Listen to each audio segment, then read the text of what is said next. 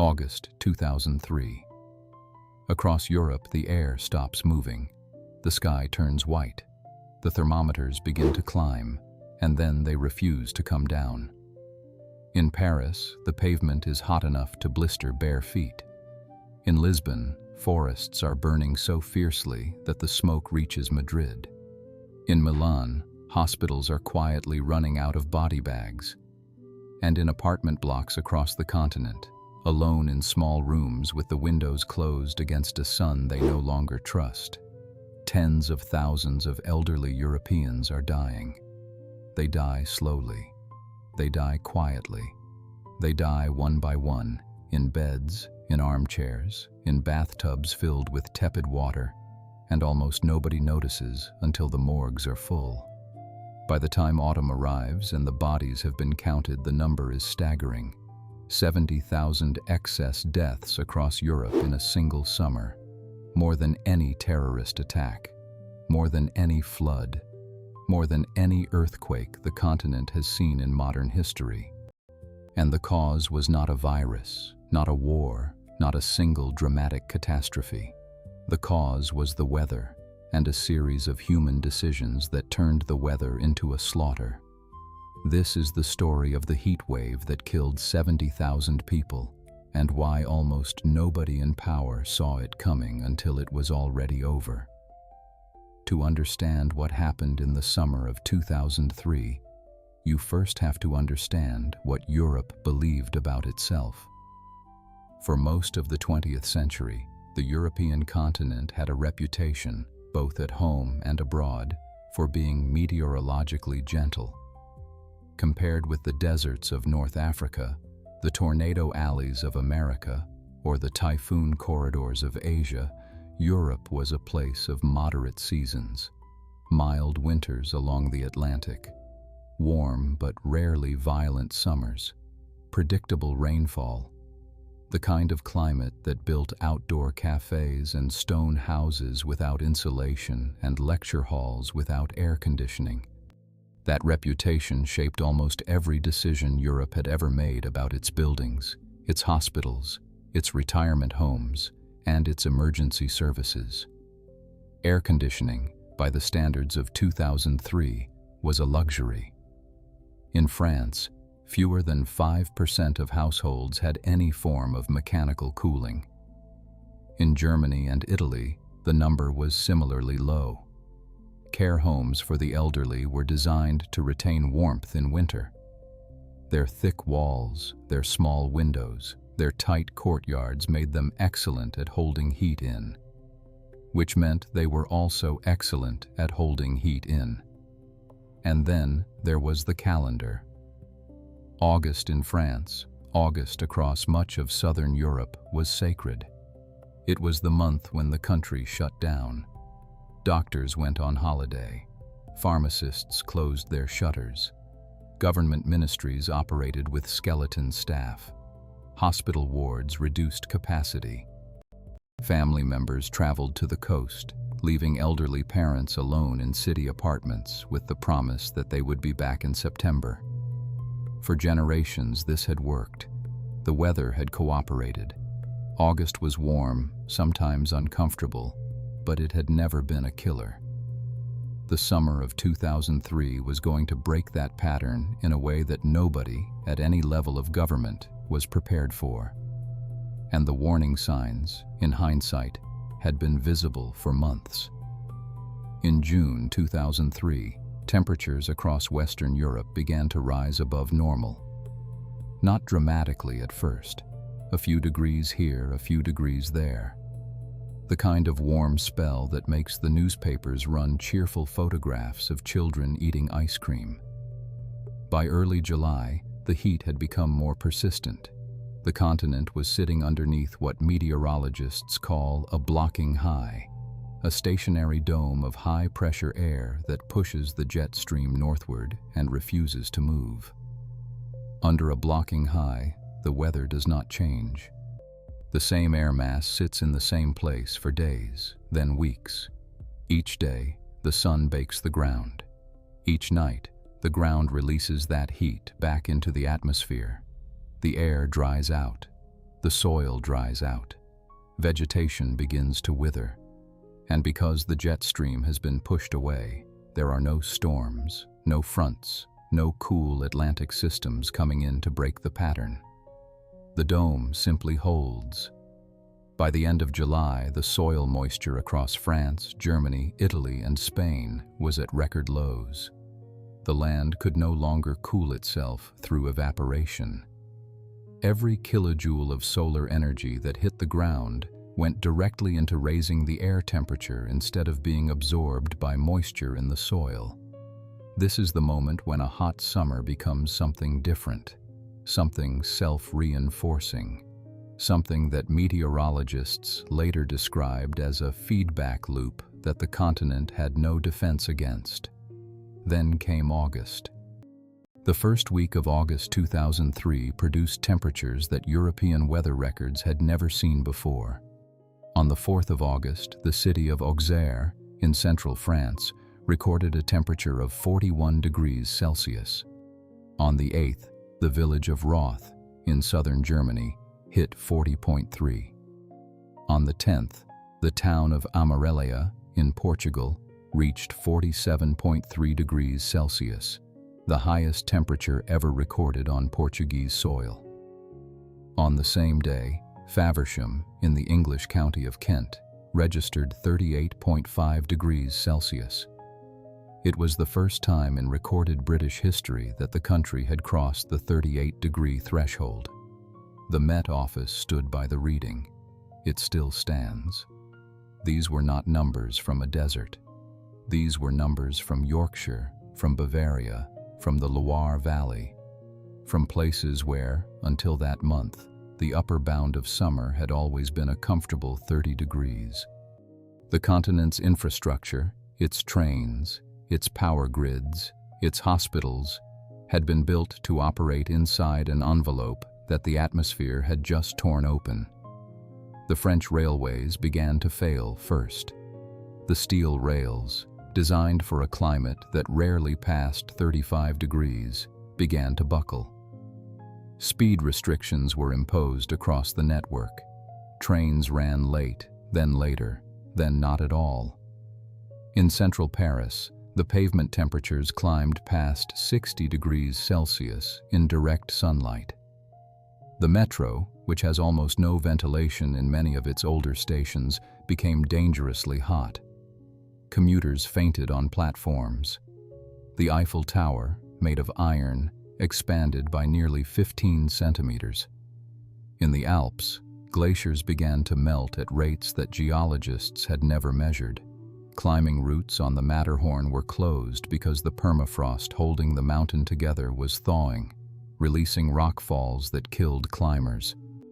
In the Mediterranean, sea surface temperatures climbed to levels that killed fish in their thousands, washing them up on the beaches of southern France and northern Spain. And in the forests of Portugal, the heat met its perfect partner. Dry vegetation, no rainfall, strong easterly winds blowing down from the dry interior of the Iberian Peninsula. The fires that began in late July spread with a speed that the Portuguese fire service could not match. By the time August ended, more than 420,000 hectares of Portuguese forest had burned. 20 people had been killed by the fires themselves. Entire villages had been evacuated. The country lost roughly 5% of its forested area in a single month. But as terrible as the fires were, as visible as the buckling railways were, as photogenic as the melting glaciers were, none of these things were the disaster. The disaster was happening somewhere else. Quietly. Indoors. In apartment buildings without air conditioning. In care homes with windows that did not open. In the bedrooms of elderly people who had no idea that the air around them was killing them. A human body works very hard to stay at 37 degrees Celsius. When the outside air is hotter than the skin, the only way the body can shed heat is by sweating. Sweat evaporates, and the evaporation cools the skin. But sweating requires water, and sweating becomes less efficient as the humidity rises and as the air around the body stops moving. In a small, closed apartment, with the windows shut and no fan and no air conditioning and a heat wave outside, the body's cooling system begins to lose the fight. For a young, healthy adult, this is uncomfortable. For an elderly person with heart disease, kidney problems, or any of the medications commonly prescribed to people in their 70s and 80s, it can be fatal. Many blood pressure medications interfere with the body's ability to sweat. Diuretics, taken by millions of older Europeans, accelerate dehydration. Sedatives can dull the perception of thirst. An 80-year-old in a closed Paris apartment on the 8th of August 2003, taking 3 or 4 common medications, was, without realizing it, in genuine medical danger by the 3rd day of the heat wave. And they were alone. That was the part the system had not planned for. Their children were on holiday. Their doctors were on holiday. The pharmacy on the corner had a paper sign on the door saying it would reopen on the 1st of September. The local social services office was operating with a reduced summer staff. The neighbor who usually checked in had gone to her sister's house in Brittany. The deaths began in the 2nd week of August. At first, they did not look like a heat wave. They looked like an unusually busy week at the morgue. A few extra calls to undertakers. A few more obituaries in the local papers. Hospital emergency rooms in Paris began to notice that they were receiving an unusual number of elderly patients with the same symptoms. Confusion, body temperatures above 40 degrees, organ failure. Many of them died within hours of arrival. Dr. Patrick Pelou, the head of the Emergency Physicians Association in France, was working in a Paris hospital that week. He later described what he saw as something he had never witnessed in a career spent in emergency medicine. Patients arriving by the dozen, all elderly, all dehydrated to the point of organ collapse, all coming from the same kinds of small apartments with the same kinds of closed windows. On the 11th of August, with the temperature in Paris approaching 40 degrees, Pelou began calling government officials directly. He told them that people were dying in numbers he could not keep up with. He told them the system was breaking. The response from the Ministry of Health was, in his own words, that there was no problem. The French government was, like much of the country, on holiday. The Minister of Health, Jean-François Maté, was at his vacation home in the south of France. The Prime Minister, Jean-Pierre Raffarin, was at his country residence. Most of the senior civil servants who would normally coordinate a national emergency were not in Paris. The official position for the first 10 days of August was that France was experiencing a hot summer and that citizens should drink water. The morgues in Paris filled first. The municipal mortuary, which on a normal August day might receive 20 to 30 bodies, began receiving more than 100 a day. By the middle of August, it was receiving more than 200. The cold rooms reached capacity. Bodies had to be stored elsewhere. A refrigerated warehouse on the outskirts of the city, normally used for food storage, was requisitioned. When that was full, refrigerated lorries were brought in. When the lorries were full, a temporary morgue was set up in a refrigerated tent at the Rungis market, the enormous wholesale food market that supplies Paris. The undertakers ran out of coffins. Funerals were delayed by weeks. Families calling to arrange burials were told that there was no space in cemeteries, no slots in crematoria, no available undertakers. Some families, unable to reach their elderly relatives, returned from holiday to find that their parents had been dead in their apartments for days. The smell, in the worst cases, had alerted the neighbors. In other cases, the bodies were not discovered for a week or more. Across Europe, the same pattern was unfolding. In Italy, the heat wave killed an estimated 20,000 people, with the worst impacts in the cities of the Po Valley. In Germany, the death toll climbed past 9,000. In Spain and Portugal, the combination of fires and heat killed several thousand more. In the United Kingdom, where the public health system had no protocol for a heat wave because heat waves were not considered a serious threat in Britain, more than 2,000 people died. France, however, bore the worst of it. By the end of August, French health officials were privately estimating that the heat wave had killed somewhere between 10 and 15,000 people in the country alone. The final figure, established by an independent study commissioned by the French Parliament, came in higher.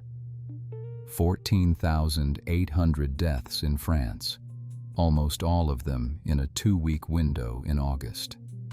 The continent-wide total, when it was finally calculated by researchers years later, exceeded 70,000. 70,000 people in one summer. From the weather. When the scale of what had happened became impossible to hide, the French political response was furious and immediate. Dr. Pellou's recordings of his phone calls with the Ministry of Health were broadcast on national television. The Director General of Health, Lucien Abenheim, resigned within days. The Minister of Health, Jean-François Maté, tried to defend the government's response by appearing on television in a polo shirt from his vacation home.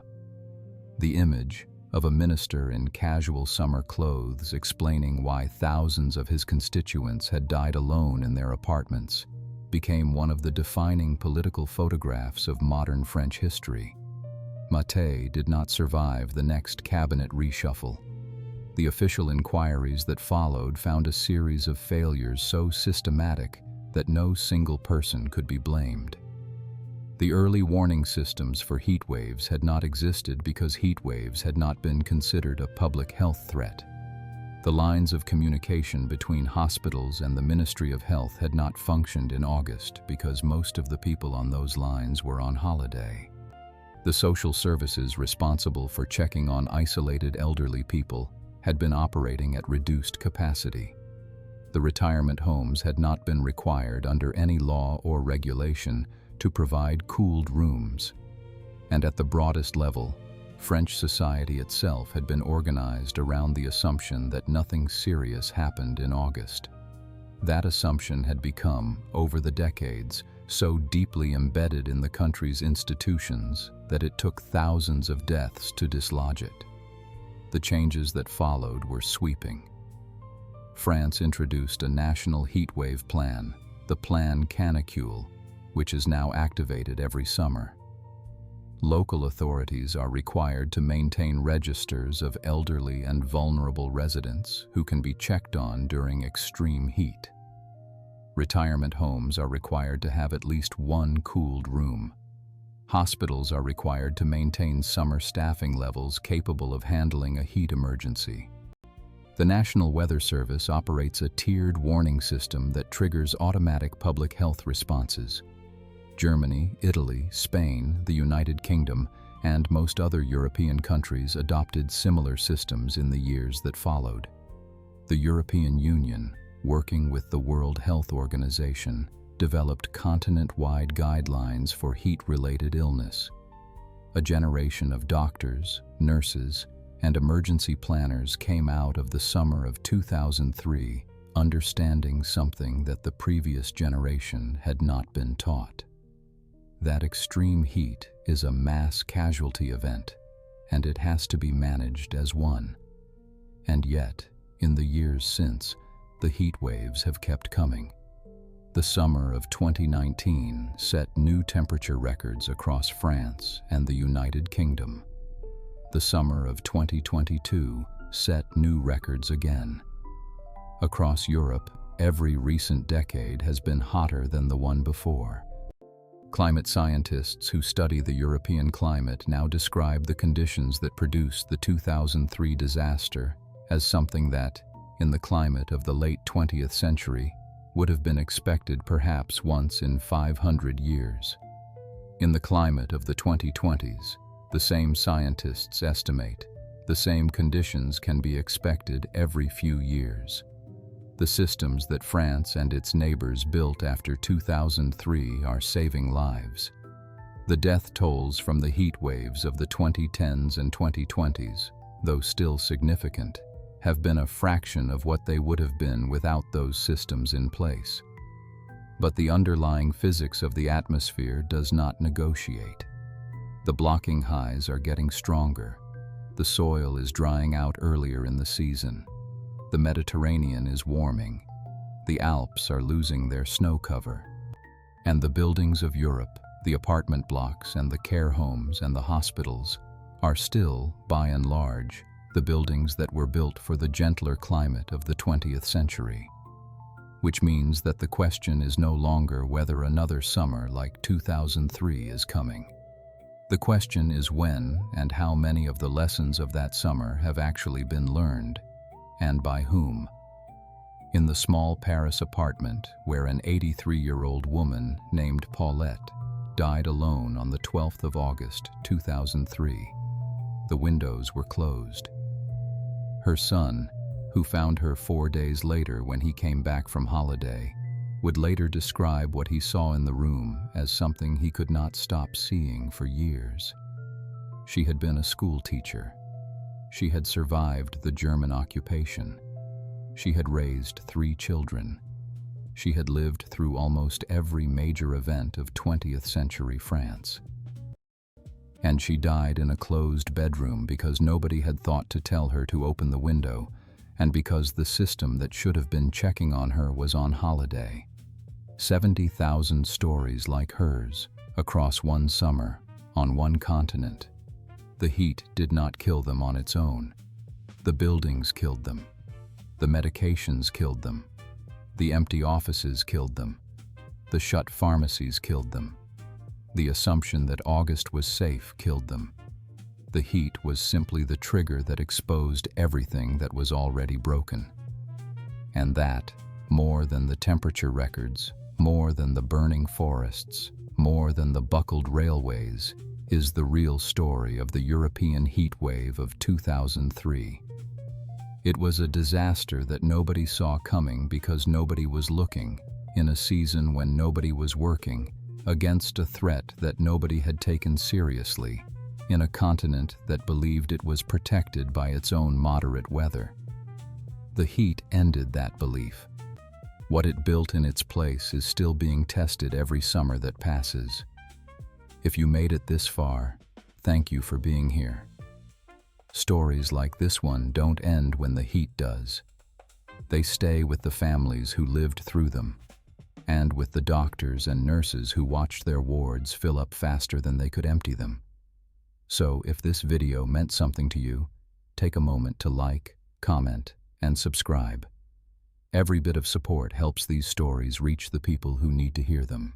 Stay safe, and I'll see you in the next one.